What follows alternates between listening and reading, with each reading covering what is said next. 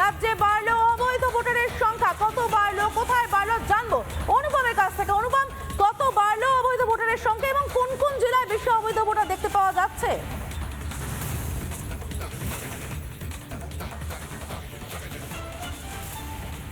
দেখো, কিছুক্ষণ আগে একটা ডেটা আমাদের হাতে এসছে, তাতে দেখা যাচ্ছে যে প্রায় 6 লক্ষেরও বেশি অবৈধ ভোটার, অর্থাৎ এদের নাম একেবারে স্পষ্ট বাদ যাবে। এই অবৈধ ভোটারের সংখ্যার কমিশন একটা ব্রেকআপ দিয়েছে। তুমি জানো, যেহেতু 28 তারিখে চূড়ান্ত ভোটার তালিকা কমিশন প্রকাশিত করবে, তার আগে এই সমস্ত অবৈধ ভোটারদের নাম ঝাড়াই পোছাইয়ের কাজ চলছিল। যে ডেটা আমাদের কাছে এসছে তোমায় জানিয়ে রাখি, সেই ডেটা অনুযায়ী উত্তর 24 পরগনা অবৈধ যে ভোটারের সংখ্যা অনেক বেশি। সেখানে দেখা যাচ্ছে 1,88,000 শুধুমাত্র উত্তর 24 পরগনায়। নদিয়া জেলায় রয়েছে 1,06,98 জন। এই দুটো জায়গায় সব থেকে বেশি উত্তর 24 পরগনা। আমি আবারও আসবো তোমার কাছে বিস্তারিত জানতে, তুমি সঙ্গে থাকো। এই মুহূর্তে আমাদের সঙ্গে টেলিফোন লাইনে রয়েছেন বিজেপি বিধায়ক শঙ্কর ঘোষ। শঙ্করবাবু, আপনাকে স্বাগত রিপাবলিক বাংলায়। আমরা যত দেখতে পাচ্ছি এসআইআর এগোচ্ছে, সুপ্রিম কোর্টের কড়া পর্যবেক্ষণ, হাইকোর্টের তত্ত্বাবধান, তত দেখছি অবৈধ ভোটারের সংখ্যা বাড়ছে। এই ভুতুড়ি ভোটই আসলে মমতা বন্দ্যোপাধ্যায়ের ক্ষমতায় ছিল।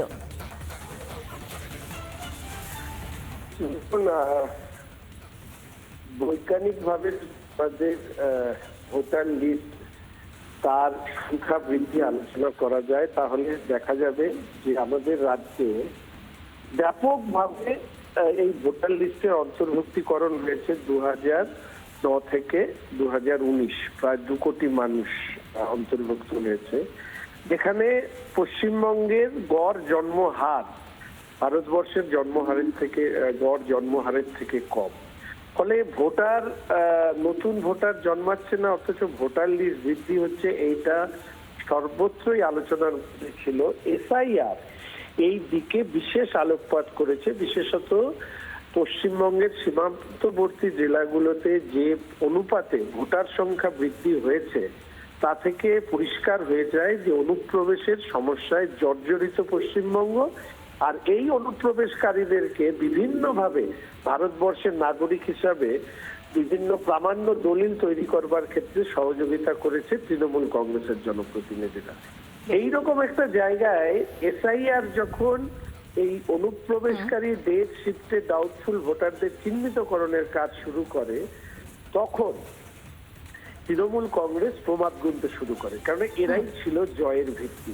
ফলে স্বাভাবিকভাবে তৃণমূল এসআইআর এর বিরোধিতা করেছে, সর্বোচ্চ পর্যায়ের বিরোধিতা করেছে। সুপ্রিম কোর্ট যে আদেশ দিয়েছে, সেই আদেশের বলে আশা রাখি পশ্চিমবঙ্গের ভোটার লিস্ট তার স্বচ্ছতা ফিরে পাবে। স্বচ্ছ ভোটার তালিকা, স্বচ্ছ। ধন্যবাদ আমাদের সঙ্গে কথা বলার জন্য। কথা বলছিলাম বিজেপি বিধায়ক শঙ্কর ঘোষের সঙ্গে। আমি একটু অনুপমের কাছে আরো একবার চলে যাবো। অনুপম, তুমি শুনছিলে শঙ্কর ঘোষ বলছিলেন এই ভুতুরে ভোটারই আসলে মমতা বন্দ্যোপাধ্যায়ের ভরসা ছিল। আমি একটু তোমার কাছে সংখ্যাটা জানতে পারবো, সত্যি কি সেই সংখ্যায় ভুতুরে ভোট যাদের অবৈধ ভোটার হিসেবে দেখতে পাওয়া যাচ্ছে, যেটা ভোটের রেজাল্ট বদলে দিতে পারে?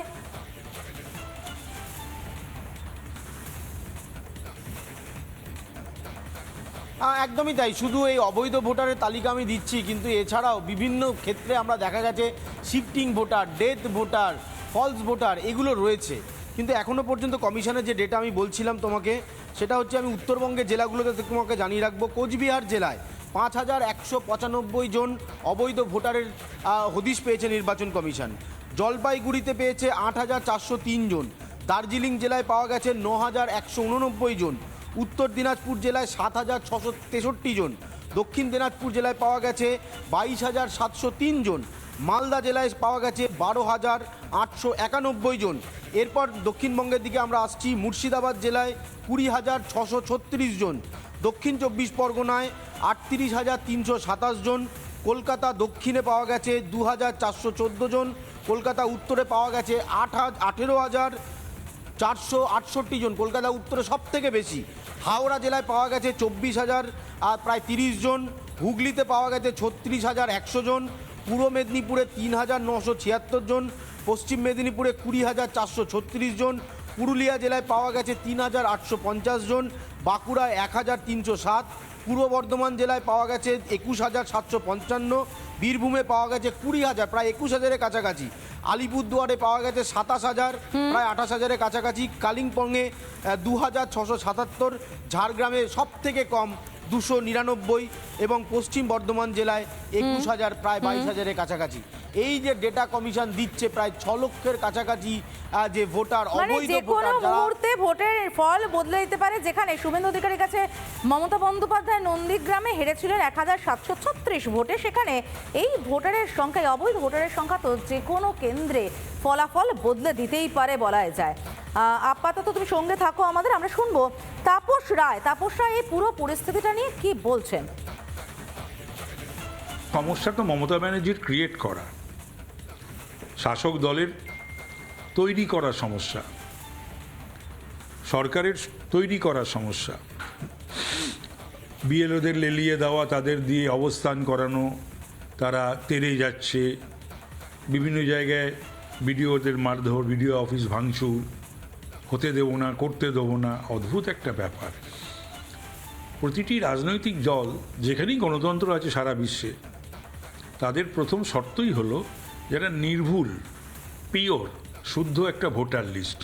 এই বোধহয় বিশ্ব প্রথম জানলো বা দেখলো যে বাংলায় একটি রাজনৈতিক দল আছে, তারা মৃত মানুষদের, অনুপ্রবেশকারীদের, অস্তিত্বহীন ভোটারদের রাখার জন্য কি না করতে পারে।